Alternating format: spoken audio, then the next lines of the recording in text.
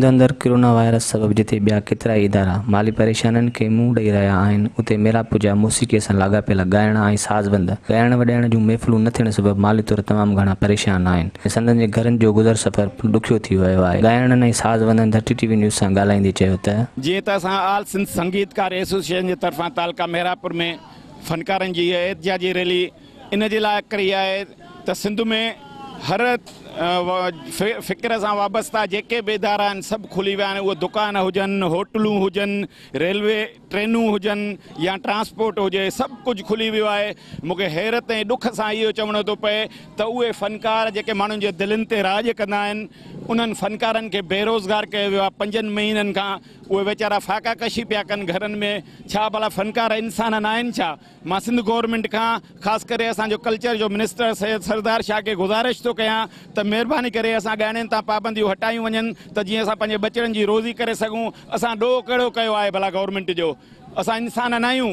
असां इंसान आहियूं यार, असांखे बि बचड़ा आहिनि, बुखुनि ते वेठा आहिनि घरनि में। अहिड़ा असां वटि अहिड़ा आर्टिस्ट बि आहिनि जेके वीचारनि जो गुज़र सफ़र ॻाइण वॼाइणनि ते आहिनि, जेको 5 महीना ईअं घर में वेठो हुजे, बंदि लॻो, उन सां छा असरु हूंदो? इन जे करे वफ़ाक़ी गवर्नमेंट खां प्राइम मिनिस्टर इमरान ख़ान खे गुज़ारिश आहे त महिरबानी करे असां फ़नकारनि ते ॻाइण तां पाबंदी ख़तमु कई वञे त जीअं असीं पंहिंजे बचड़नि जी रोज़ी करे सघूं।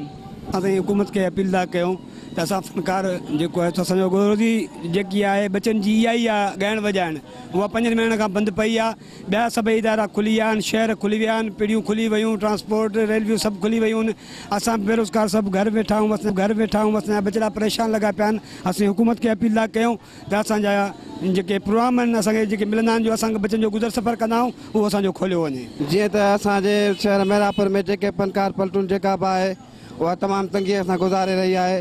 बराए महिरबानी करे असांजी रोज़ी खोली वञनि, असांजा बचा बुख ते आहिनि। त साईं हे लॉकडाउन जे हवाले सां 5 महीना थी विया आहिनि, असां घर वेठा आहियूं। जेको असांजो गुज़र सफ़र हिन राग ते आहे ऐं पीढ़ियूं खुलियूं, ॿिया धंधा धाड़ी सभु खुली आहे, ऑफिसूं खुलियूं, इदारा खुलिया, असांजो हे राग नथा खोलिया वञनि। महिरबानी करे सिंध सां अपील आहे, साईं सरदार शाह सां इहा अपील आहे त असांजे लाइ लॉकडाउन खोलियो वञे, असांजूं महफ़िलूं खोलियो वञनि, प्रोग्राम खोलिया वञनि त जीअं असां पंहिंजे बच्चनि जो गुज़र करे सघूं।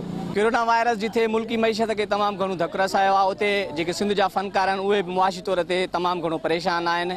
सिंध हुकूमत खे घुरिजे त जेके हितां जा सिंध जा फ़नकार आहिनि उन्हनि खे बि जेको आहे ॻाइण वॼाइण जी महफ़िलुनि जी इजाज़त ॾिनी वञे। कैमरामैन अशरफ अली सां गॾु मोहम्मद सलीम, धरती टीवी न्यूज़ मीरापुर।